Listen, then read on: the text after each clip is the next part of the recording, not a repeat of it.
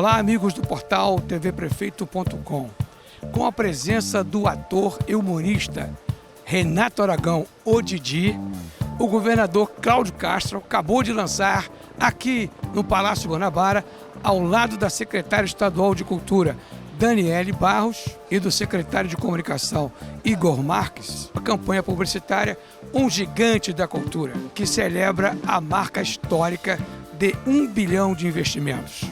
Participaram do lançamento secretários estaduais, secretários de cultura dos municípios do estado do Rio de Janeiro, atores, artistas e o pessoal que faz a cultura movimentar no Rio de Janeiro.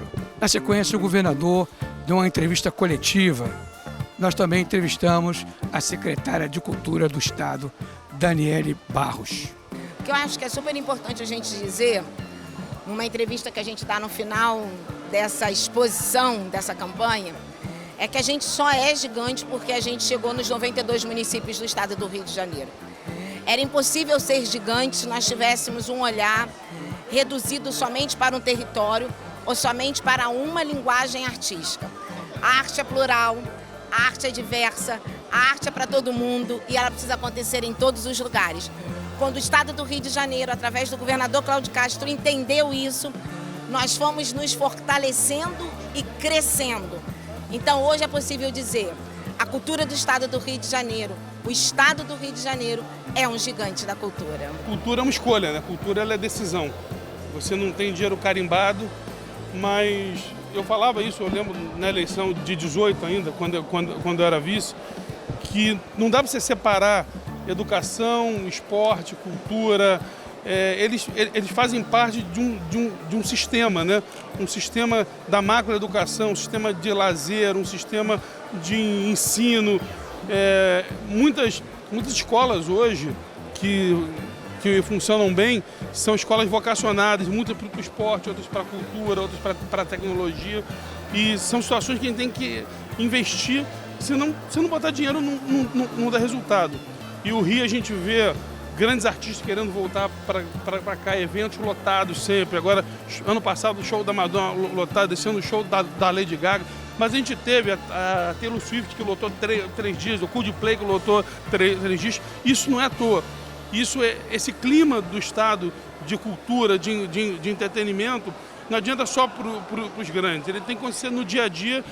As festas de interior voltaram a estar todas lotadas, abarrotadas. E esse investimento que o estado faz, ele com certeza proporcionou essa volta do Rio de Janeiro em grande estilo para esse mapa dos artistas, para esse mapa que acaba levando o Rio de Janeiro para fora também. Quando um grande artista vem aqui e ele leva as fotos, ele leva os vídeos, ele está incentivando aquela garotada. Eu lembro, na nossa época de começar a tocar violão, o nosso sonho era ter o violão, a guitarra que aquele artista usava e cantava. E a gente vivia a vida inteira, pesquisava, ia na loja, ficava lá namorando, tudo. Esse é o exemplo que tem. Mas só exemplo, ele só virá através do incentivo. É esse incentivo que a gente está fazendo, não só para o grande artista, para o grande evento, mas para o pequeno fazedor de cultura, democratizando esse evento, reconstruindo praticamente os equipamentos. Tiveram equipamentos que estavam completamente destruídos. Foram quase grandes reconstruções que a gente fez. A gente fica feliz de estar vendo o resultado. Está vendo que o Rio voltou a ser um celeiro de grandes eventos, também por esse incentivo na cultura. Sobre a questão da segurança pública, queria lamentar muito a morte do nosso policial. É o que eu falo, é a única profissão que infelizmente a pessoa não sabe se vai voltar para casa. Então é uma devoção diária ao cidadão, é uma devoção diária à liberdade, ao direito de ir e vir. Então queria me solidarizar à família e dizer que a gente vai continuar combatendo esse crime. Ontem tive uma reunião muito importante no Conselho Nacional de Justiça, com o ministro Barroso, com o desembargador Lanfred e com mais alguns conselheiros, onde a gente debatia a questão da orientação que acaba provocando o prende e solta. E foi muito bacana, queria agradecer ao ministro Barroso, que ele entendeu a situação e nós já começamos os diálogos ontem mesmo. a Secretaria de Segurança do Rio de Janeiro e o Conselho Nacional de Justiça começaram o diálogo para a gente poder alterar essa orientação que fala de crimes de menor potencial. A ideia é boa, é não ter um encarceramento em massa, mas infelizmente acabou criando um efeito colateral que foi esse prende e solta. E a gente começou ontem, deu um passo muito importante para acabar com esse prende e solta. Eu não tenho dúvida que educativamente vai ser importante. Quando um garoto sabe que se ele fizer, ele vai ficar preso, você gera um desincentivo a que ele cometa o crime. E isso os dados da Polícia Civil e da Polícia Militar, nós tínhamos uma média de 28 a 32 mil presos por ano. E depois desse tempo, viraram 46 mil prisões ano passado. Mostra que há uma ideia de liberação de cometimento, sobretudo de furtos. A gente não está falando nem roubo, nem latrocínio, nem homicídio. A gente está falando, sobretudo, na questão dos furtos.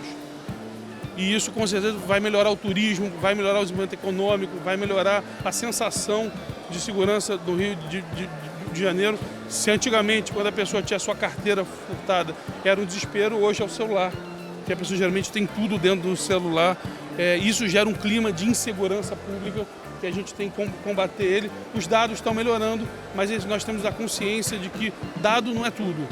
Tem um cidadão que vive no dia a dia aqui e ele continua se sentindo inseguro e a gente tem que trabalhar por essa sensação de segurança. O furto é um dos principais indicadores que atinge o coração dessa ideia de insegurança pública. A Assembleia Legislativa deve aprovar em instantes a indicação do Thiago Pampolha para o TCE, abrindo aí o caminho para que o Rodrigo Bacelar seja o próximo da linha sucessória.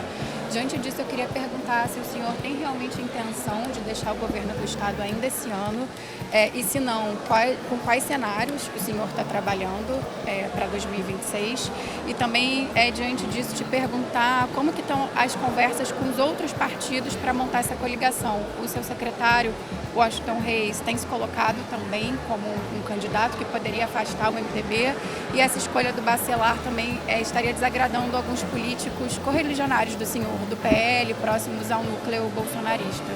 Claro, vamos lá. Em primeiro lugar, a indicação do Thiago Pampolha era uma coisa já conversada há mais de ano, já tinha-se essa possibilidade de ser o Thiago Pampolha, essa vaga é do governador.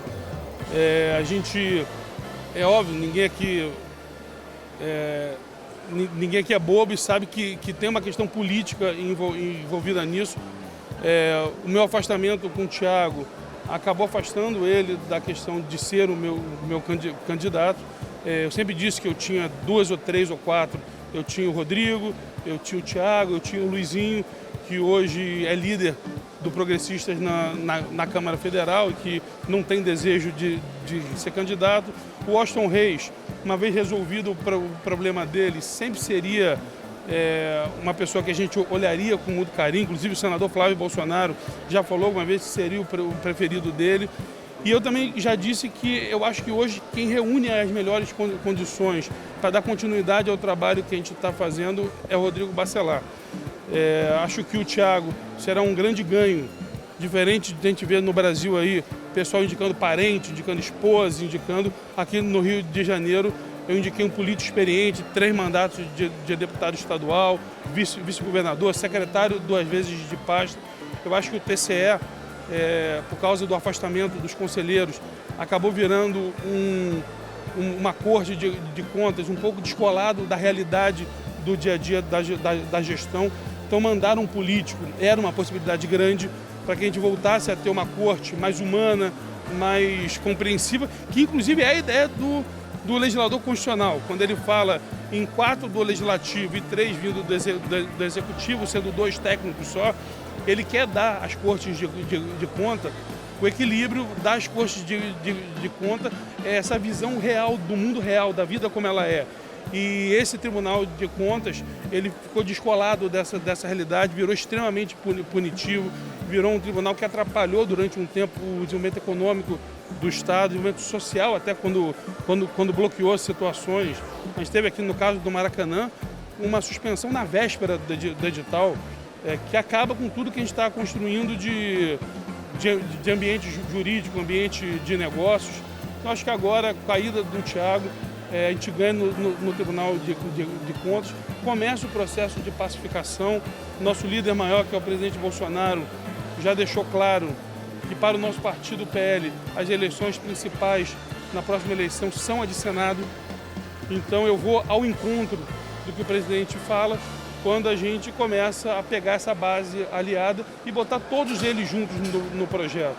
Eu vi que saiu uma matéria, não sei se foi no Metrópolis, que aliados estariam insatisfeitos, mas essa é a orientação do próprio Bolsonaro. Então eles deveriam estar insatisfeitos com o Bolsonaro, porque aqui, inclusive, a conversa de uma possível chapa ampla é os 2 cargos majoritários nos aliados e as 2 vagas de Senado para o PL, que é exatamente a orientação do presidente Bolsonaro. Então, quem está falando isso tem que ir lá reclamar com o presidente, porque a gente está seguindo a orientação dele. Está seguindo a orientação dele e essa vaga é minha. Como eu não fui consultado pelo Bolsonaro quando ele escolheu as 2 vagas do Supremo, essa vaga também não tem que consultar ninguém. Essa vaga... Não, vaga do TCE. Falaram que eu não teria consultado. Quando ele botou os 2 no Supremo, ele não me consultou. Essas vagas são exclusivas do chefe do Executivo que está sentado. Então, não acho que eu tenho necessidade. O povo do Rio de Janeiro me escolheu para que eu fizesse essas escolhas. Então, não há problema nenhum com o presidente Bolsonaro em relação a isso. Acho que o Rodrigo Bacelar reúne todas as condições para montar um grande campo político, um grande grupo aliado, com todo o centro-direita apoiando ele, mas óbvio que há uma caminhada para isso, respeitando os parceiros, respeitando os co-irmãos. Ele também tem que ter uma caminhada de diálogo, de conversa. A chance de eu sair esse ano é 0, não existe essa chance. Eu vou sair, se não no último dia, perto do último dia. Eu vou respeitar o mandato que me foi confiado, caso eu decida sair. Que essa é uma decisão também que depende da conjuntura política da semana. Então, se ninguém vai fazer maluquice, vai depender... Senado ou deputado federal? Não, a tendência é eu vir ao Senado, caso eu venha candidato, ser senador, mas isso vai depender de uma conjuntura política na época. Ninguém vai fazer maluquice e eu sempre fui muito razoável nessas minhas decisões. Essa decisão será tomada mais em cima da hora. Aí sim, conversando com todos os partidos, conversando com a base aliada. Você viu o João Dória, que saiu para não ser candidato a nada, porque era importante para o campo político dele. Então, não é sine qua non que eu vou sair, e não é sine qua non que eu vou sair só para ser candidato. Isso é uma questão de grupo. O projeto político é mais importante que os nossos projetos pessoais. Então, a questão de ser candidato ou não está diretamente vinculado a sair ou não por causa do nosso campo político. Hoje, o adversário que se põe é ligado ao presidente Lula, que é o prefeito da capital, que também respeito, já foi candidato outras 2 vezes, fez uma reeleição em primeiro turno. A gente é legítimo ele querer ser candidato, mas é legítimo que o nosso grupo se organize para fazer uma candidatura forte, para a gente possa, como aconteceu em 2022, ganhar mais uma vez as eleições estaduais. Governador, por gentileza, com relação ao Propag. A gente já viu Minas anunciando que vai aderir, que vai colocar algumas estatais lá como pagamento ou como garantia para reduzir o passivo deles também é muito grande. O que o senhor já decidiu? Se vai aderir, se não vai aderir? Sobre a SEDAI, havia todo um plano para a parte estatal da SEDAI fazer um estudo para ver o que vai acontecer daqui para frente. Sócio estratégico, abertura de capital, venda de uma parcela, enfim. Ainda vai dar tempo nesse mandato para o senhor avançar nessa segunda etapa da SEDAI? Vamos lá, começar pelo final da SEDAI. Acabou de ganhar a licitação, teve a licitação agora para a confecção do projeto. Então esse projeto está completamente dentro do radar de abertura de um pedaço de capital ou uma venda de um pedaço. Aí é um modelo de negócio que tiver mais adequado à época que vai dizer. Repito o que eu disse lá atrás, não faria um mau negócio. Se não for a época de fazer, deixa o meu sucessor fazer sem o menor problema, assim como a venda do gás. Se não for a época de fazer, se não for um bom negócio para o Rio de Janeiro, uma renovação, deixaremos para o próximo fazer a licitação sem problema algum. Avisei isso na época, eu não faria um mau negócio na primeira concessão e não faria um mau negócio de novo agora. Então, não sei, aí eu... Não, eu não tenho isso, é um modelo de mercado. É um modelo de mercado, tanto que o Estado continue sendo controlador da água. Acho que o ativo principal, que é a qualidade da água, tudo tem que ser estatal. Isso é muito cartesiano para nós, que o controle desse bem fundamental e prioritário que é a água tem que ser estadual para que um possível aumento de ganho não seja pautado na piora da qualidade da água. Isso nós não aceitamos de forma alguma, tanto que vocês nunca mais noticiaram Geosmina, vocês nunca mais noticiaram um monte de coisa. É o terceiro verão consecutivo que vocês não notificam Geosmina. Quando a coisa é boa, ninguém fala, né? Mas depois de 5 ou 6 anos consecutivos de Geosmina, ninguém mais fala dela. Exato. Então, voltou a fauna marinha na Baía da Guanabara, na Marina da Glória e caiu do céu? Não, é muito trabalho feito para que isso aconteça. Não dá tempo de preparar. Eu não estou preocupado em eu ser o pai da criança. Nós vamos deixar preparado. Se for um momento econômico, nós temos um juros a 15. Quem vai tomar dinheiro para fazer um bom negócio hoje? Então, se o momento econômico for bom para o estado do Rio, nós podemos seguir sim. E é a mesma coisa do gás. Se a concessionária que está lá oferecer uma vantagem para o Estado, a gente renova. Se não oferecer, a gente licita de novo. Lembrando que para eles seria um negócio de 25 anos e para um novo player seria um negócio de 25 mais 25. Então a gente, para maximizar o ganho, a gente precisar não vender agora, não renovar, desculpa, e fazer a concessão, faremos. Sobre o Propag, tive ontem com o presidente Davi Alcolumbre, o presidente Rueda, do União Brasil, e o governador Eduardo Leite. O nosso pleito é que nem mais nem menos, que o acordo feito institucionalmente pelo governo federal seja cumprido, antes da aprovação. A aprovação só foi unânime porque houve um acordo.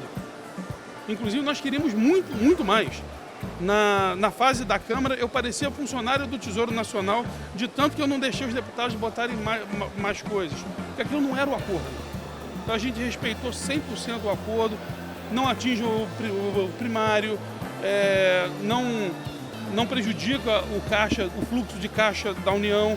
Todos os parâmetros que a União colocou foram radicalmente cumpridos. A questão do Rio Grande do Sul não deixar de ter o direito lá da Lei Complementar 106, a questão daqueles estados que naquela composição da 194 acabaram recebendo um dinheiro a mais, que eles querem devolver para a União em serviços. Foi tudo pactuado, foi tudo conversado com os técnicos da Fazenda. E foi vetado depois. O presidente Davi ontem se demonstrou, até porque ele estava na negociação de validade, foi na mesa da presidência do Senado da República, não foi em outro lugar, foi na mesa da presidência do Senado da República, que foi apertada a mão no acordo, e ele se demonstrou muito sensível em a gente derrubar esses vetos que foram fruto de acordo e que mudam o programa completamente. Eu entendo o governador Zema, eu só acho que nesse momento o programa é sonho de uma noite de verão, porque ele não tem nenhuma obrigação de aceite e nem de valuation. A CEMIG, se a União disser que é R$1, é R$1. E não tem nada no programa hoje que diga que faça uma interlocução, de falar, não, peraí, uma mediação. Não há nada no programa hoje que fale isso. E quando ele acaba com as dívidas em garantia, que já fazem parte do regime de recuperação fiscal, ele faz as parcelas explodirem. Talvez por eles não pagarem hoje, para eles não faça diferença. Mas para a gente que paga a parcela, lembrando que só o Cláudio Castro já pagou mais de 20 bilhões de reais em 4 anos. O Cláudio Castro já pagou mais de 20 bilhões de reais. Alguns estados, nesse tempo, pagaram 0. Imagina se eu tivesse tido mais 20 bi para investir, que é mais do que eu ganhei na SEDAI. Eu já paguei mais do que uma SEDAI, que a minha parte não foi 25, a minha parte foi 13. O resto foram 2 municípios. A gente esquece às vezes esse dado, é importante esse dado, o pessoal fala, cadê o dinheiro da SEDAI? 25 bi? Não. Foram 13 para o Estado, 12 são parceiros, ou 14 para o Estado. O resto é 2 municípios. 50% do ágio foi todo dos municípios e mais 20% do principal. Então é um dado muito importante para a gente lembrar. E só de dívida com a União eu já paguei bem mais que isso. Então esse é o Estado do Rio de Janeiro. Sou o único governador da história que não peguei nenhum empréstimo. Só paguei. Então não endividei nada do Estado para as próximas gerações e ainda consegui fazer esse volume de investimentos. Ano passado o Pacto RJ mês passado completou 5 bilhões de reais pagos, investidos. Isso é fruto de muita gestão, de muito trabalho. Não é à toa, a gente é o segundo colocado de novo em abertura de empresas, o segundo colocado de novo em geração de emprego.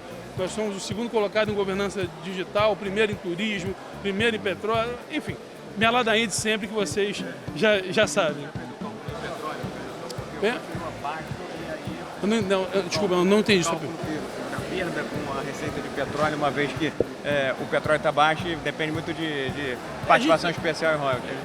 A gente está negociando a atualização do preço referência, que eu acho que isso adequa de vez, está defasado já há mais de década o preço referência, mas a ANP agora se demonstrou muito sensível em ajustar o preço de referência para cima, óbvio, que é muito mais caro hoje. Não sei, mas seria um ganho entre 4 e 6 bi do Estado. Então é um ganho muito ano. É um ganho bem razoável e que ajuda muita gente nessa situação. Estamos negociando também um grande refis com a Petrobras. Enfim, acho que a gente vai deixar o Estado bem equilibrado. Também lembrando que eu peguei o Estado devendo 10 bilhões aos fundos e hoje eu tenho 20 bilhões em caixa. Então isso é um trabalho de muita gestão, ou seja, investimento sem pegar empréstimo, pagando dívida com a União e ainda deixando o Estado com dinheiro. Inscrito uns 14 bi, não inscritos mais os 14, 15. Aí isso ainda são informações sigilosas. Que você... Não, para pagar um pedaço. Dá um desconto e paga. Dá um desconto e paga. Um abraço, gente.